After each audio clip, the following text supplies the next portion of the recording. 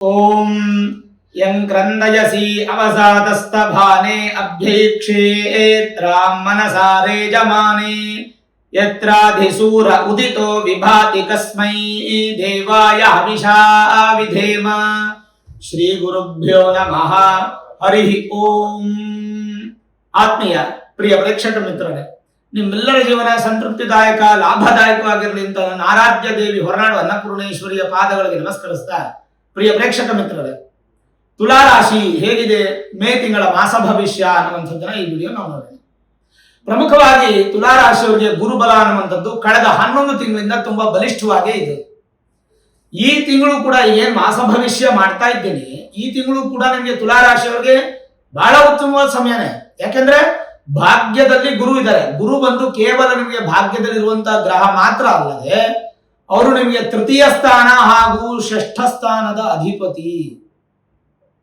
3ನೇ ಮನೆ ಸಹೋದರರಿಂದ ಸಪೋರ್ಟ್ ಅನ್ನ ಕೊಡುತ್ತೆ. ಪ್ಲಸ್ ನಿಮಗೆ ಧೈರ್ಯ, ಸ್ಥೈರ್ಯ, ಶೌರ್ಯ, ಸಕ್ಸಸ್ ಅನ್ನು ಕೊಡುತ್ತೆ. 6ನೇ ಮನೆ ನಿಮಗೆ ಸಾಲ ಮಾಡಕ್ಕೆ ಬಿಡಲ್ಲ, ರೋಗಗಳನ್ನ ಉತ್ಪತ್ತಿ ಮಾಡಕ್ ಬಿಡಲ್ಲ, ಶತ್ರುಗಳನ್ನ ಉತ್ಪತ್ತಿ ಮಾಡಕ್ ಬಿಡಲ್ಲ. ನಮ್ಗೆ ಒಳ್ಳೇದಾಗಿಲ್ಲ ಅಂದ್ರೂ ಪರವಾಗಿಲ್ಲ, ಕೆಟ್ಟದಾಗ್ಲಿಲ್ಲ ಅಂದ್ರೆ ನಾವು ಎಲ್ಲವನ್ನ ಬ್ಯಾಲೆನ್ಸ್ ಮಾಡಬಹುದು. ಕೆಟ್ಟದಾಗದೆ ತಡೆಯುತ್ತದು 6ನೇ ಮನೆ, ಅದು ತುಂಬಾ ಇಂಪಾರ್ಟೆಂಟ್. ಇದಕ್ಕೆಲ್ಲ ಅಧಿಪತಿ ಸ್ಥಾನವಾಗಿರ್ತಕ್ಕಂಥ ಗುರು ಭಾಗ್ಯ ಸ್ಥಾನದಲ್ಲಿರ್ತಕ್ಕಂಥದ್ದು ತುಲಾರಾಶಿ ಮೇಜರ್ ಪ್ಲಸ್ ಪಾಯಿಂಟ್. ಅಲ್ಲಿಗೆ ಗುರು ಈ ತಿಂಗಳು ಪೂರ್ತಿ ನಿಮಗೆ ಶುಭ ಫಲವನ್ನೇ ಕೊಡ್ತಾರೆ. ಅದೇ ಬರೋ ತಿಂಗಳಿಗೆ ಹೋಗ್ಬಿಟ್ರೆ, ಅಂದ್ರೆ ಜೂನ್ ತಿಂಗಳಿಗೆ ಹೋಗ್ಬಿಟ್ರೆ ಗುರುಬಲ ಅನ್ನೋದು ನಿಮಗೆ ಸ್ಟಾಪ್ ಆಗ್ಬಿಡುತ್ತೆ. ಯಾವಾಗ ಗುರುಬಲ ಇರೋದಿಲ್ವೋ ಅವಾಗ ಎಚ್ಚೆತ್ಕೊಳ್ಬೇಕು ತುಲಾರಾಶಿ. ಸರಿ, ಹಾಗಾದ್ರೆ ಅದು ಬರೋ ತಿಂಗಳ ಕತೆ.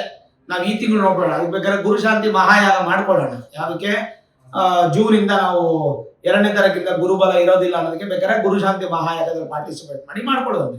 ಸರಿ, ಈ ತಿಂಗಳು ಚೆನ್ನಾಗಿದೆಯಲ್ಲ, ಅದನ್ನು ಯುಟಿಲೈಸ್ ಮಾಡ್ಕೊಳ್ಳೋಣ. ಯಾಕೆಂದ್ರೆ ಈ ತಿಂಗಳು ಗುರು ತುಂಬಾ ಚೆನ್ನಾಗಿದ್ದಾರೆ ಅಂದ್ರೆ ನಿಮ್ಗೆ ಅದು ಮೇಜರ್ ಪ್ಲಸ್ ಪಾಯಿಂಟ್.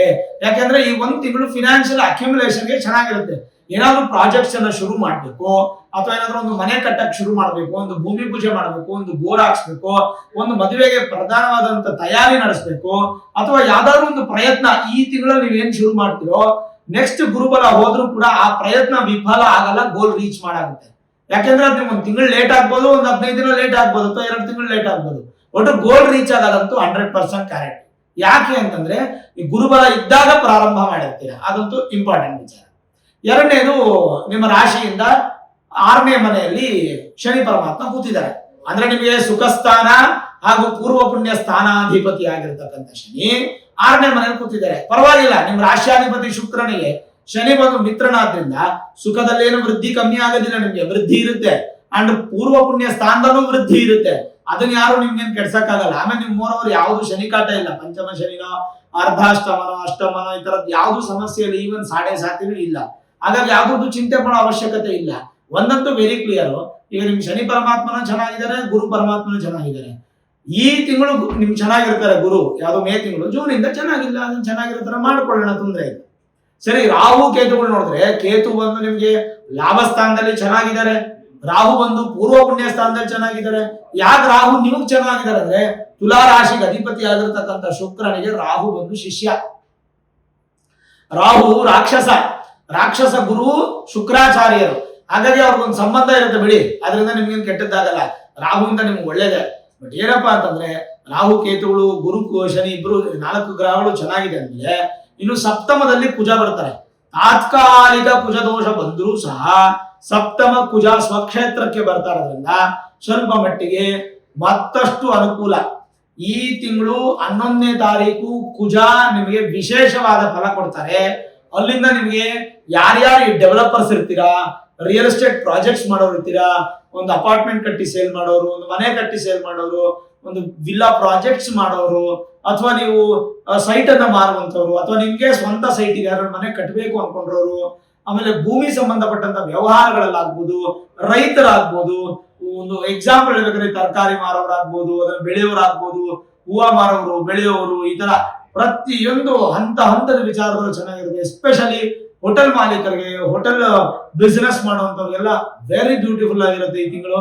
ಬಹಳಷ್ಟು ಸಂಪಾದನೆ ಆಗುತ್ತೆ. ಮುಂದಿನ ಜೀವನಕ್ಕೆ ಬೇಕಾದ ಮಹತ್ವಪೂರ್ಣ ನಿರ್ಧಾರಗಳನ್ನ ತೆಗೆದುಕೊಳ್ಳೋದಕ್ಕೆ ನಿಮಗೆ ತುಂಬಾ ಸಪೋರ್ಟಿವ್ ಆಗಿ ಸಿಗುತ್ತೆ. ಅದಂತೂ ಕೂಡ ತುಂಬಾ ಒಳ್ಳೇದು.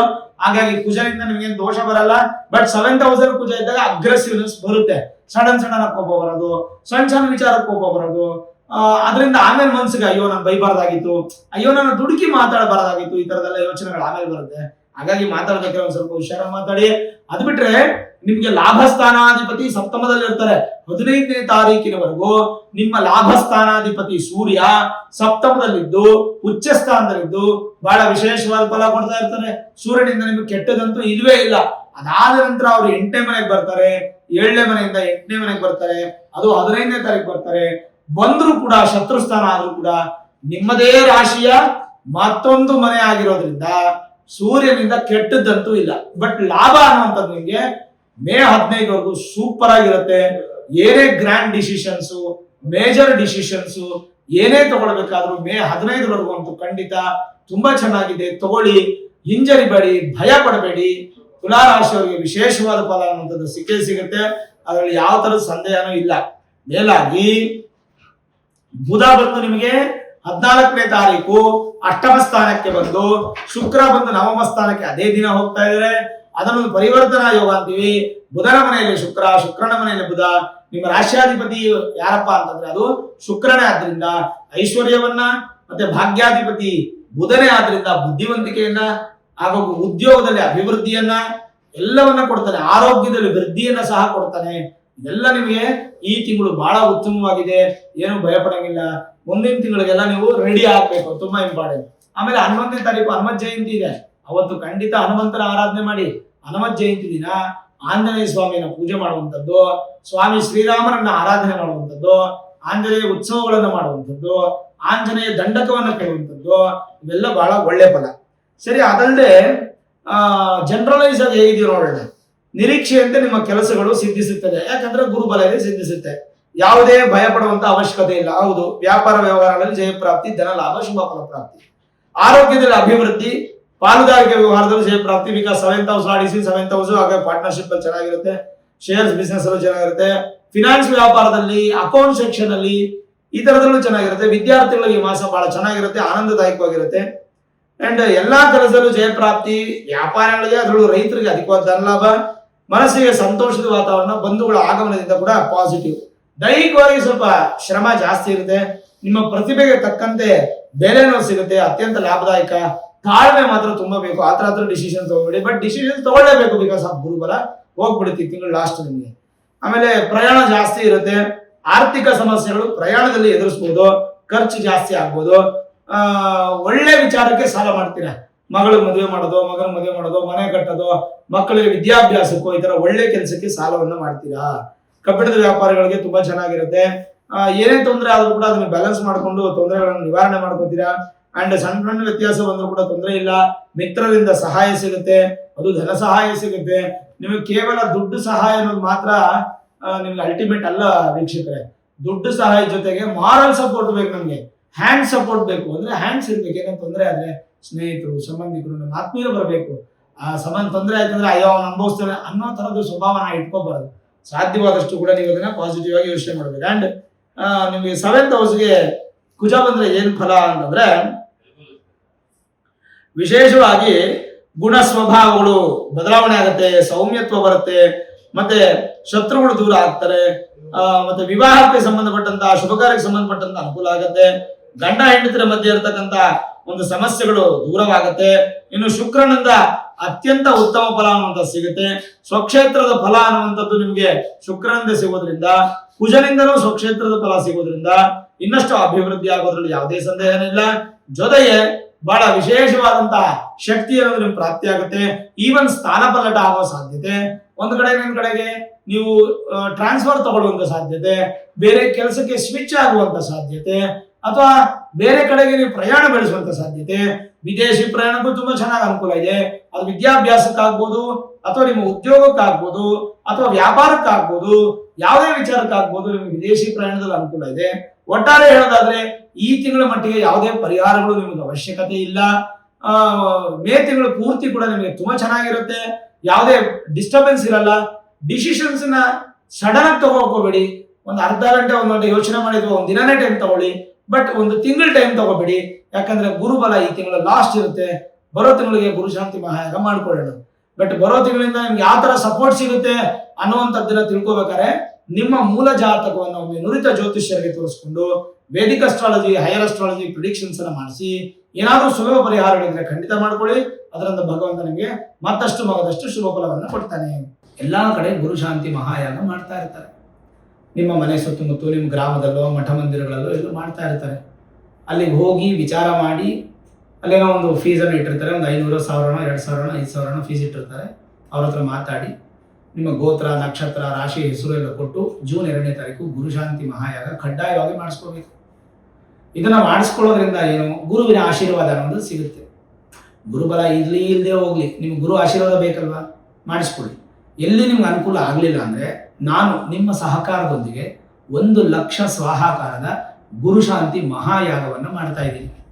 ಈ ಯಾಗಕ್ಕೆ ನೀವು ಪಾರ್ಟಿಸಿಪೇಟ್ ಮಾಡಬೇಕು ಅಂದರೆ 8431384001 ಈ ನಂಬರ್ಗೆ ನೀವು ಫೋನ್ ಮಾಡಿದ್ರೆ ನಿಮಗೆ ವಾಟ್ಸಪ್ ಮುಖಾಂತರ ಡೀಟೇಲ್ಸನ್ನು ಕಳಿಸ್ಕೊಡ್ತಾರೆ.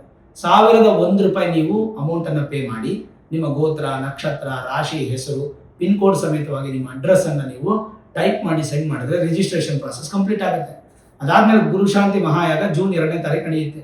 ಜೂನ್ 1ನೇ ತಾರೀಕಿಂದ ಪ್ರಾರಂಭ ಆಗಿ ಪೂಜೆ 2ನೇ ತಾರೀಕು ಮಹಾಯಾಗ ನಡೆಯುತ್ತೆ. ಈ ಯಾಗಕ್ಕೆ ನೀವು ಡೈರೆಕ್ಟಾಗಿ ಬಂದು ಪಾರ್ಟಿಸಿಪೇಟ್ ಮಾಡಿ ಹೋಮ, ಪೂಜೆ, ದೇವರ ದರ್ಶನ, ಅನ್ನದಾನ ಸ್ವೀಕಾರ ಎಲ್ಲ ಮಾಡ್ಬೋದು. ಇಲ್ಲ ಬರೋಕ್ಕಾಗಲಿಲ್ಲ ಅಂದರೆ ಯೂಟ್ಯೂಬ್, ಫೇಸ್ಬುಕ್ಕಲ್ಲಿ ಲೈವ್ ಸ್ಟ್ರೀಮ್ ಬರುತ್ತೆ. ನೀವು ಅದನ್ನು ಲೈವಲ್ಲಿ ಎಲ್ಲಿದ್ರು ಕೂತ್ಕೊಂಡು ನೋಡ್ಬೋದು. ಇದಲ್ಲದೆ ನೀವು ದುಡ್ಡು ಕೊಟ್ಟರೆ ಬರಬೇಕಂತಿಲ್ಲ. ದುಡ್ಡು ಕೊಡಲಿಲ್ಲ ಅಂದ್ರೂ ಕೂಡ ನೀವು ನಿಮ್ಮ ಕುಟುಂಬ ಪರಿವಾರ ಸಮೇತವಾಗಿ ಎಲ್ಲರನ್ನು ಕರ್ಕೊಂಡು ಬಂದು ಗುರುಶಾಂತಿ ಮಹಾಯಾಗಕ್ಕೆ ಪಾರ್ಟಿಸಿಪೇಟ್ ಮಾಡಿ ದೇವರ ದರ್ಶನವನ್ನು ಮಾಡಿ ಪ್ರಸಾದವನ್ನು ಸ್ವೀಕಾರ ಮಾಡಿ. ಕರುಂಗಲಿ ಮಾಲ ಅನ್ನುವಂಥದ್ದು ಬೇಕಾದವರು ಅದನ್ನು ಹಾಕೊಳ್ಳೋದ್ರಿಂದ ನೆಗೆಟಿವ್ ಎನರ್ಜಿ ದೂರ ಆಗಿ ಪಾಸಿಟಿವ್ ಎನರ್ಜಿ ಇನ್ಕ್ರೀಸ್ ಆಗುತ್ತೆ. ಯಾರಿಗೆ ಕರುಂಗಲಿ ಮಾಲೆ ಬೇಕು ಅಂತ ಅನ್ಕೋತಿರೋ ಅಂಥವ್ರು, ಮತ್ತೆ ಗುರುಶಾಂತಿ ಮಹಾಯಾಗಕ್ಕೆ ಸಂಕಲ್ಪ ಆಗಬೇಕು ಅನ್ಕೋತಿರೋ ಅಂಥವ್ರು ಈ ರಿಜಿಸ್ಟ್ರೇಷನ್ ಪ್ರಾಸೆಸ್ನ ಕಂಪ್ಲೀಟ್ ಮಾಡಿಕೊಂಡ್ರೆ ನಿಮ್ಮ ಒಂದು ಗೋತ್ರ, ನಕ್ಷತ್ರ, ರಾಶಿಯಲ್ಲಿ ಸಂಕಲ್ಪ ಆಗಿ ಪ್ರಸಾದ ಕೊರಿಯರ್ ಮುಖಾಂತರ ಮನೆಗೆ ಬರುತ್ತೆ. ಹಾಗಾಗಿ ಈ ಒಂದು ಗುರುಶಾಂತಿ ಮಹಾಯಾಗಕ್ಕೆ ಪಾರ್ಟಿಸಿಪೇಟ್ ಮಾಡಿ ಭಗವಂತ ನಿಮಗೆ ಒಳ್ಳೆ ಫಲವನ್ನು ಕೊಡಲಿ ಅಂತ ನಾನು ಕೂಡ ಆಶಿಸ್ತೀನಿ. ನಿಮ್ಮೆಲ್ಲರ ಸಹಕಾರದಿಂದ ಮಾಡ್ತಾ ಇರ್ತಕ್ಕಂಥದ್ದು ಇದನ್ನ ದಿಗ್ವಿಜಯವನ್ನು ಮಾಡಿ ಜಯತ್ವವನ್ನು ಕೊಡಿಸಿ ಭಗವಂತನ ಆಶೀರ್ವಾದ ನಿಮ್ಮ ಮೇಲೂ ನನ್ನ ಮೇಲೂ ಇರುತ್ತೆ. ನೋಡಿದ್ರೆ ವೀಕ್ಷಕರೇ, ತುಲಾ ರಾಶಿಯವರ ಮೇ ತಿಂಗಳ ಮಾಸ ಭವಿಷ್ಯ. ಈ ವಿಡಿಯೋ ಇಷ್ಟ ಆಗಿದ್ರೆ ಲೈಕ್ ಮಾಡಿ, ಶೇರ್ ಮಾಡಿ, ಮುಖ್ಯವಾಗಿ ನಮ್ಮ ಚಾನಲ್ಗೆ ಸಬ್ಸ್ಕ್ರೈಬ್ ಮಾಡಿಕೊಳ್ಳಿ, ಬೆಲ್ ಐಕಾನ್ ಅನ್ನು ಪ್ರೆಸ್ ಮಾಡಿ. ಪ್ರತಿನಿತ್ಯ ನಾನು ಪೂಜೆ ಮಾಡುವಂತಹ ನನ್ನ ಆರಾಧ್ಯ ದೇವಿ ಹೊರನಾಡು ಅನ್ನಪೂರ್ಣೇಶ್ವರಿ ಆಶೀರ್ವಾದ ಅನುಗ್ರಹ ಸದಾಕಾಲ ಮತ್ತೊಮ್ಮೆ ನಿಮ್ಗೆ ಸಿಗಲಿ ಅಂತ ಪ್ರಾರ್ಥನೆ ಮಾಡ್ತಾ, ಸರ್ವೇ ಜನಾಃ ಸುಖಿನೋ ಭವಂತು, ಸಮಸ್ತ ಸನ್ಮಂಗಳ ನಿಭವಂತು.